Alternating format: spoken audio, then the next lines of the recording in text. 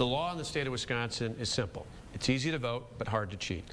For us, this is a common sense reform that protects the integrity of each and every vote. I was at a town hall meeting yesterday in Appleton where I took questions from the crowd, and one person asked me, how many cases of fraud have there been in this state?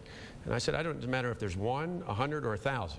I asked amongst us, who would be that one person who would like to have our vote canceled out by a vote that was cast illegally? Rebuttal, Ms. Burke?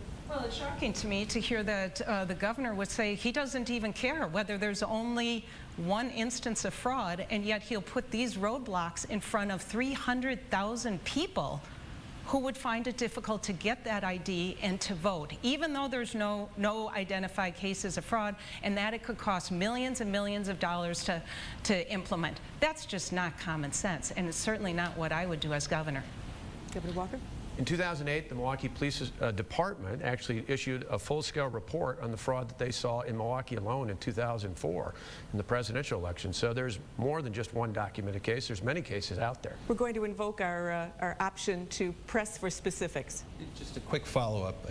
What about the Attorney General's plan to try to reinstate the law less than a month ago before election? As I understand it, I mean, I haven't talked directly to J.B. Van Hollen about this. He's stated that, but we haven't seen a specific plan. We'd have to know one way or the other. I think it will ultimately be upheld, but I'd rather spend the most of the rest of this time in the debate talking about how we're going to create more jobs and build a better economy, improve our schools, and advance the state of Wisconsin than just on this specific. Ms. Burke?